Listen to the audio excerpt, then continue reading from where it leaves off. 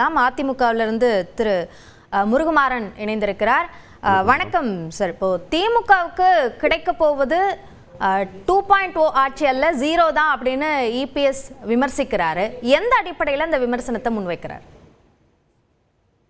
நாள்தோறும் தமிழகம் முழுவதும் பார்த்தீர்கள், மக்கள் நலன் சார்ந்த திட்டங்கள் இன்று நிலையில எந்த விதமான திட்டத்தையும் இன்றைய திராவிட முன்னேற்ற கழக அரசாங்கம் முன்னிறுத்தது. அவர்கள் செய்த சாதனை, நாங்கள் இந்த சாதனை செய்திருக்கிறோம், இந்த திட்டங்களை நிறைவேற்றியிருக்கிறோம், இந்த காரியத்தை இந்த மாவட்டத்தில் செய்திருக்கிறோம் என்று ஏதேனும் ஒரு திட்டத்தை சொல்லி வாக்கு கேட்கக்கூடிய சூழ்நிலையில் திராவிட முன்னேற்ற கழகம் இன்றைக்கு இல்லை.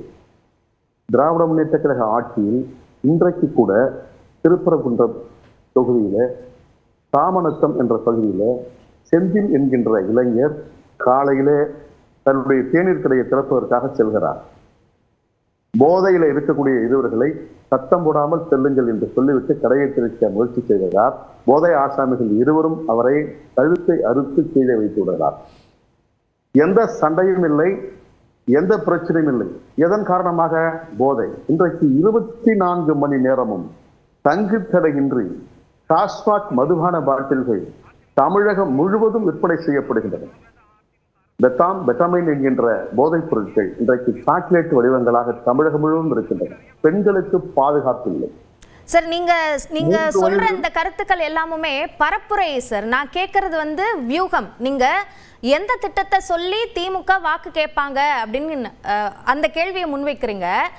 திரு எஸ்கேபி கருணா சொல்றாரு, மகளிர் உரிமை தொகை கொடுத்திருக்கோம், அவர்களுக்கு இலவச பேருந்து பயணம் கொடுத்திருக்கோம், ஸோ இந்த அடிப்படையில மகளிர் வாக்குகள் தங்களுக்கானதாக மாறிடுச்சு அப்படின்ற கருத்தை சொல்றாரு. அதற்கு உங்களோட பதில் என்ன? இல்ல, 2,38,00,000 குடும்ப அட்டைகள் இருக்கின்றன. அதில் 1,06,00,000 நபர்களுக்குத்தான் இன்றைக்கு மகளிர் உரிமை தொகை வழங்குவதாக இந்த அரசு அறிவித்திருக்கின்றது. மீதி எங்கிருக்கக்கூடியவர்கள் யாருக்கு வாக்களிப்பார்கள்? சரி, 1,06,00,000 பேர் முழுமையாக உங்களுக்கு வாக்களிப்பதாக வைத்துக் கொண்டால் கூட மீதி எஞ்சி இருக்கக்கூடிய 1,30,00,000 பேர் யாருக்கு வாக்களிப்பார்கள்? எனவே ஆட்சி என்று வருகிற பொழுது சார், இப்போ உரிமை தொகை வாங்கினவங்க எல்லாம் அவங்களுக்கு வாக்களிப்பாங்க அப்படின்றதுலயும், கொடுக்காதவர்கள் உங்களுக்கு தான் வாக்களிப்பாங்க அப்படின்றதுலயும் என்ன உத்தரவாதம் இருக்கு? அதுதான் நான் இல்லைன்னு சொல்றேன். உரிமை தொகை பெற்றக்கூடியவர்களும் முழுமையாக திமுகவுக்கு வாக்களிப்பார்கள் என்று சொல்லிவிட முடியாது. அப்படி அவர்கள் முழுமையாக அதிமுகவுக்கு வாக்களிப்பார்கள்னு சொல்ல முடியாது தானே? ஆமா, அதுதான் சொல்றேன் நானு. மக்கள் இன்றைக்கு இருக்கக்கூடிய நிலைமை, இந்த நாட்டில் இன்றைக்கு இருக்கக்கூடிய பிரச்சனை, விலைவாசி உயர்ந்திருக்கிறது, எல்லா விலையும் இன்றைக்கு உயர்ந்திருக்கிறது, எல்லா வரியும் இன்றைக்கு உயர்த்திருக்கிறார்கள். பெண்களுக்கு பாதுகாப்பு இல்லை, மாணவர்களுக்கு பாதுகாப்பு இல்லை, இளைஞர்களுக்கு வேலை வாய்ப்பு இல்லை. எந்த விதமான நிலையிலும் இல்லாமல் இன்றைக்கு மக்கள் மிக துன்பப்பட்டுக் கொண்டிருக்கின்றார்கள். இந்த ஆட்சியாளர்கள் மீது மக்கள் கடுந்த அதிருப்தியோடு இருக்கின்றார்கள். எனவே இந்த ஆட்சி வெற்றி பெறுவதற்கான வாய்ப்பு எந்த சூழ்நிலையும் இல்லை. இன்னும் சொல்ல போனால் திராவிட முன்னேற்ற கழகம் கூட்டணியை கூட இன்னும் யாராருக்கு எத்தனை சீட்டுகள், என்னென்ற வியூகங்கள் என்ற நிலையில கூட அவர்கள் தடுமாறிக் கொண்டிருக்கிறார்கள். காங்கிரஸ், அண்ணா திராவிட முன்னேற்ற கழகத்தில் சற்றேறக்குறைய எல்லா நிலையையும் நாங்கள் நிறைவு செய்து வைத்திருக்கின்றோம். இல்ல, தொகுதி பங்கீடு முடிஞ்சிருச்சா அப்படின்னு திமுக கேக்குறீங்கல்ல, தேசிய ஜனநாயக கூட்டணியில முடிஞ்சிருச்சான்னு கேக்குறேன். இல்ல, நான் அதாவது திராவிட முன்னேற்ற கழக கூட்டணி காங்கிரீட்டா இருக்கிறதா சொல்றாங்க.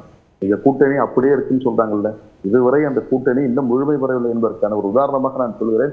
ஏதாவது தொகுதி பேசியிருக்கிறாங்களா?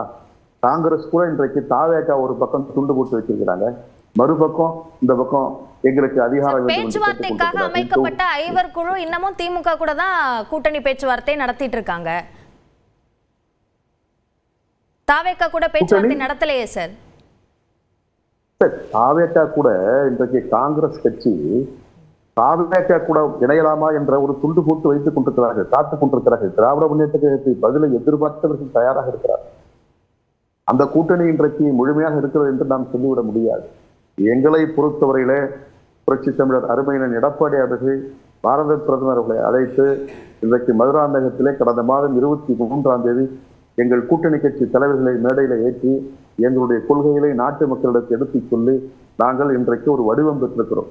எங்களை பொறுத்தவரையில 2026 சட்டமன்ற பொதுத் தேர்தலில் அனைத்து இந்திய அண்ணா திராவிட முன்னேற்ற கழகம் அறுதி பெரும்பான்மை பெற்று அருமையினன் புரட்சி தமிழர் EPS அவர்கள் இந்த நாட்டின் முதலமைச்சராக ஆவார்கள். அதிலே எங்களுக்கு எந்த விதமான கருத்து வேறுபாடும் இல்லை. நாட்டினுடைய தட்பவெப்ப நிலையும் இன்றைக்கு அப்படித்தான் இருக்கிறது.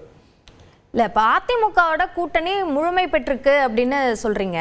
இப்போ பாஜக வந்து கூடுதல் கட்சிகளை சேர்க்கறதுக்கு குழு அமைக்கிறாங்களே சார். இல்ல, நம்ம இருக்கக்கூடிய கட்சிகள் மயான கட்சி பெரும்பான்மையான பெரிய கட்சிகள் எல்லாம் வந்து விட்டன. தேசிய முற்போக்கு திராவிட முன்னேற்ற கழகத்தை பொறுத்தவரையிலே அவர்கள் திமுகவிடமும் பேசுகிறார்கள், அண்ணா திராவிட முன்னேற்ற கழகமும் பேசுகிறார்கள், தாவேக்காவிடமும் பேசுகிறார்கள், அவர் எல்லா இடமும் பேசுகிறார்கள். கடந்த சட்டமன்ற தேர்தலை பொறுத்தவரையிலே தேசிய முற்போக்கு திராவிட கழகம் வாங்கியிருக்கக்கூடிய வாக்கு விகிதம் என்பது 0.43 0.43% வாக்குகள் தான் தமிழகம் முழுவதும் அவர்களின் களத்தில் நின்று பெற்றிருக்கக்கூடிய வாக்கு. எனவே அவர்கள் என்ன நிலை என்று தெரியவில்லை.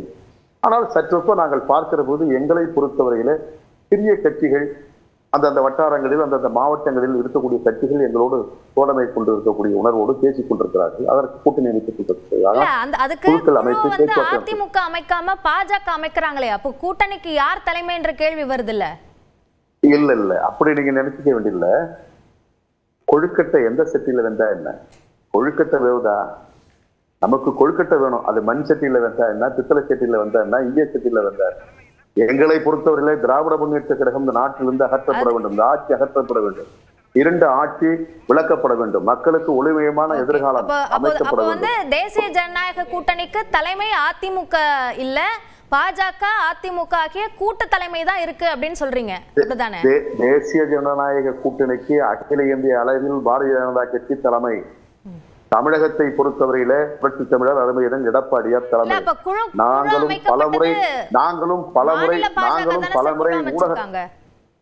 நாங்களும் பலமுறை ஊடகங்களிலே சொல்லிவிட்டோம், தலைவர்களும் சொல்லிவிட்டார்கள்.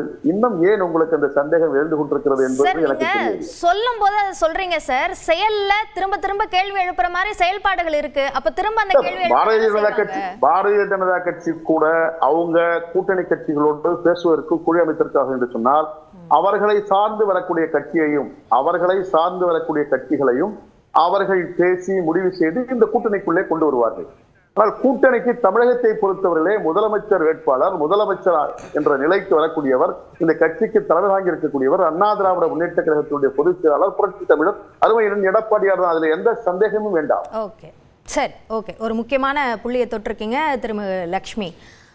இப்படிதான் முந்தைய தேர்தல்கள்லையும் இப்படிதான் நடந்திருக்கா? ஒரு கூட்டணி இருக்கும்பொழுது இரண்டு கட்சிகள், அந்த கூட்டணியில் அங்கம் வகிக்கிற இரண்டு கட்சிகளும் கூட்டணி பேச்சுவார்த்தை நடத்துவதற்கான முயற்சிகளில் ஈடுபடுவாங்களா? அது வழக்கம் தானா? ரெண்டு பேரும் ஒருத்தரோட ஒருத்தர் நடத்துவாங்க. ஆனால் ரெண்டு பேரும் ரெண்டு திசையில எல்லாம் கூட்டணி பேச்சுவார்த்தைகள் நடத்த மாட்டாங்க.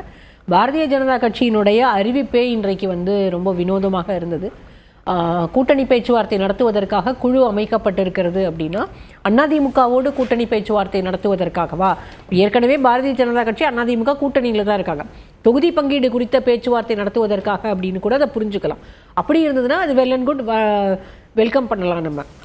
ஆனால் பிஜேபி என்ன முடிவை எடுக்க போறாங்க அப்படின்னு தெரியல. 23ஆம் தேதி நம்முடைய பாரத பிரதமர் தமிழ்நாட்டுக்கு வராரு. இங்கே மதுராந்தகத்தில் அவ்வளவு பெரிய கூட்டம் நடக்கிறது. மேடையில் ஒரு பக்கம் மோடியினுடைய முகமும் இன்னொரு பக்கம் எடப்பாடி பழனிசாமியினுடைய முகமும் வைத்து அந்த பிரச்சார கூட்டம் துவங்குகிறது.